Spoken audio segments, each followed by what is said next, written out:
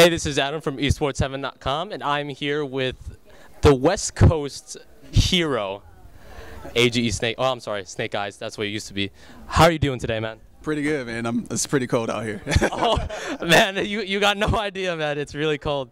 You came out finally to the East Coast. You don't come here often, but last time you were here, it was pretty successful. You won TFC. So, what brought you out here again? Just wanted to compete?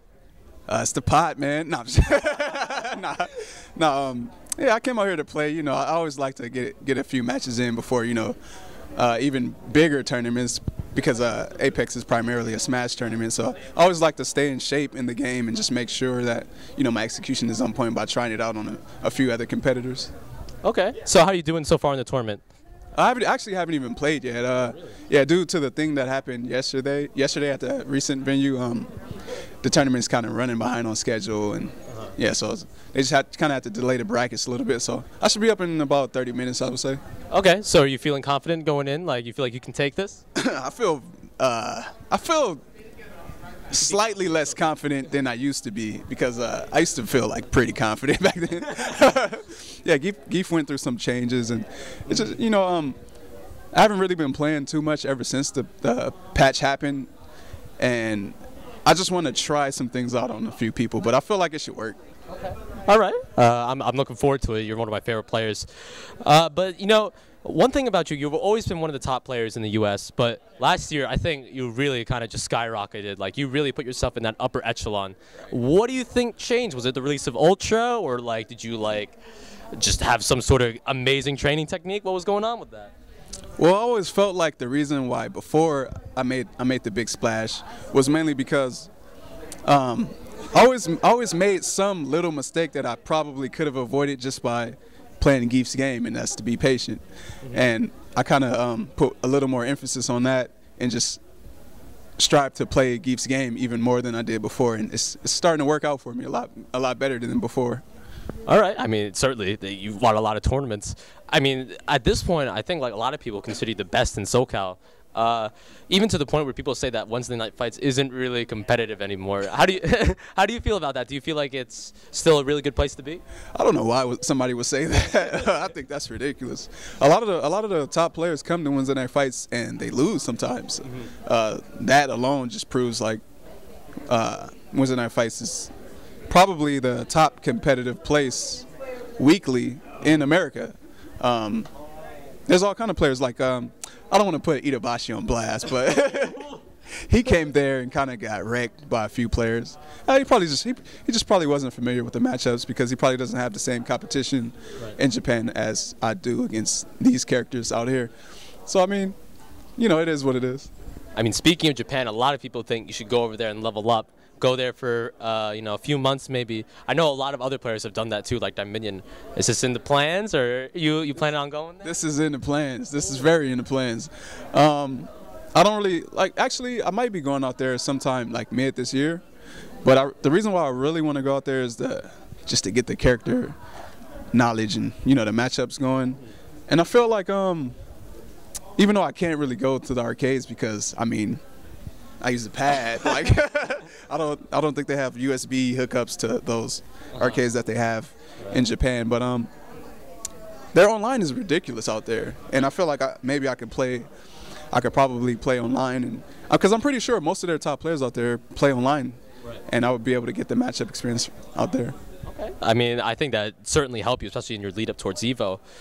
But, you know, about EVO, you made top 8 there. I think everyone was a bit surprised, but everyone thought you were a good player. But, you know, you made that amazing comeback versus Shen. Could you talk a little bit about EVO and how you felt making top 8 and all those really hype matches? Well, as the years went on from 2010 all the way until now, I mainly feel like my progression towards top 8 got closer and closer as the years went on. I don't exactly remember like the exact places I placed in, say, like 2012, but in 2013 I made 9th place and I lost to Daigo right outside of top 8. And then so 2014 I ended up making top 8. Before 2011, I think it was, I ended up like making top 60 or something like that. So like the progression is definitely there. I wouldn't go as far to say as like I would come in first this year at Evo. But I mean, the possibility is definitely there. You can't question it. Yeah, so I feel like I'm getting a lot better still. Yeah. I mean, I'd love to see you up there, but you know, there was another game that you used to play too. It was a little game called Super Turbo. Yeah. So you still play that, or tell us a little bit about your history with that game? You know, it's funny. Like I think 3 days before I came out here, I was actually playing that game out. It's just such a fun game. I actually learned that game extremely fast. I started playing it in 2009, and Evo for that game was in 2010, and I won it. It wasn't even like a complete year leading up to that Evo, I don't think. And the way the mentality that I had when I trained myself in that game, like the purpose that I had for playing it when I first started was different than a lot of other people. And that's what mainly allowed me to be so good at that game, because a lot of other people, I mean, of course I played it for fun, you know what I mean? Like, I can't count that out. But, yeah, so I used to just watch, like, really good players in that game play and kind of, I guess, not copy, but, like, just take what they have and then, you know, incorporate it in my style. And so I basically won at that Evo. I actually lost in grand finals, I think it was, to DGV. That was the only time I had lost. I went through the whole entire tournament with Zangief, and I was just like bodying people left and right, you know, zipping up body bags. You know how it is. But but yeah, so I just decided to convert over into Street Fighter 4 from that and still use Zangief, because, you know, that's my character. Right. And, you know, I just feel like if somebody wanted to be good with a certain character, you know, they shouldn't just pick them up, and if depending on how they do, if it was bad, they would just quit that character, because, you know, it doesn't work like that, you know. Right. And so the more you work on something, the better you get at it. So right. Well, I mean, given your history of Super Turbo, you gonna play that over in Japan too, or are you gonna focus on Street Fighter 4 mostly? Well, the game I won at Evo was HD Remix. It's pretty similar. It's actually the most similar to Street Fighter 2 Turbo. It's actually a revamped version. Right. A lot of the old school players don't really like it, but, you know, it's whatever. But I could actually go to Japan and play that game, but the tournament scene for that game isn't so big, and I don't think that that's quite a good investment. Right. And I should probably just stick to Street Fighter 4. Right. Yeah, so, I mean, that's how that goes. Okay. Well, let's talk about Capcom Cup. I know you didn't really perform as well as you wanted to, so what exactly happened? Because a lot of people were hyping you up even to win the event. So talk us a little bit about your matches and what you think went wrong. All right, so there was definitely a huge problem at Capcom Cup that I went through. My fight, all right, so these pads are pretty good, by the way. I don't want to, you know, they're pretty good pads, but I kind of had it for too long. Right. Not this specific one, but the other one I had, yeah. And the pad was extremely worn out. And I understand I went into Capcom Cup playing with that pad, already knowing that, you know, it was a possibility that it might hinder my performance. Mm-hmm. But I was kind of, you know, a little cocky in that aspect, and I was like, it doesn't matter too much. So I ended up playing with it, and there was just so many things that happened, like during that tournament due to my pad. Like, I could not even perform correctly. I feel like my match against Momochi was actually, although my controller was messed up in that match, I felt like he was playing so good that I don't think it would have mattered too much. Right. So I'll give him that. But my match against Knuckle, dude, I really didn't like that. I really didn't like that. And yeah. So and also in the Capcom Cup venue, it was really cold. And that's a huge problem for pad players. It's also a huge problem for arcade stick players too, because obviously you need to be able to feel your hands, but when you're playing on a pad, like, you need to be able to move like all of your fingers, and, you know, my entire hand was, it wasn't numb, but it was pretty close to that. So I mean, I felt like if those two things wasn't the case, I would have had the potential to win Capcom Cup. Okay. I mean, that sounds pretty reasonable, but given that you've always been a pad player, have you ever thought about switching to stick maybe, or you feel like you're going to be a pad player for life? Because I feel like, you know, being a stick player might help in Japan, might make things a bit easier. Well, considering that I live in America, I'm pretty sure if I lived in Japan, I would definitely play on arcade stick, but I feel like there's really no reason for someone to switch to arcade stick, because if you have a preference of playing on a pad, then you should just stick with it, because the conversion of a lot of arcades just kind of dying down, and consoles really rising up. It's not really mandatory to play on arcade sticks too much anymore. That's more of a old school thing, and I feel like just playing on pad, you have a lot more. You have a bigger variety of players playing on whatever they want. They're not forced to play on a certain thing. So, I mean, I actually didn't grow up in an arcade, so that's one of the reasons why I don't play on arcade sticks. So, I mean, I just stick to what I like. Okay. So there was a bit of a big announcement at Capcom Cup. Well, two really. Besides Street Fighter V, there's also the announcement of the new Capcom Pro Tour. All that money that's going to be in it. How are you feeling about that? What are do you think that it's the right choice or direction? And are you feeling confident that you're going to get that grand prize money? Well, I mean, I definitely can't really say that I'm a win. You could never really say that, because I mean, the competition that you have in this game is just so ridiculous. Like, nothing's guaranteed. But I'm definitely a strong competitor to play against these guys at Capcom Cup. I feel like I could win.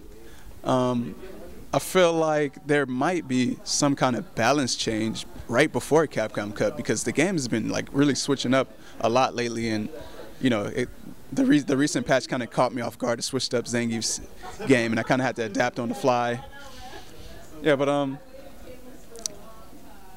I just don't know, man. Like, I might I've been really considering picking up a different character for sure. Yeah, I'm not going to say who he is. Everybody probably already knows though, but but yeah, I feel like 500K is enough to kind of make a certain person feel like character loyalty isn't such an important thing, and you should probably just try your best and play it. I would consider that to be just to counterpick everybody. Just play who beats the other character, and just play your hardest. So basically what you said there, it sounds like it made you a lot more eager to compete, but it sounds like you're almost turning to like an infiltration type person. Is that exactly what you're kind of describing? Well, I feel like Reinhardt and Infiltration, they kind of play the game how it's designed to play, or sorry, how it should be played at a competitive level. But I will also have to say that that's absolutely the strongest way to play Street Fighter 4 is to play that way. But even though everybody doesn't want to play that way, but no, I'm definitely not turning into Infiltration. That guy's definitely, yeah, I'm not gonna say it, but okay, all right, fair enough. But okay, so let's talk about you as a player in general. Do you feel like at this point in your career you could win a long set against anyone, like if given enough prep time?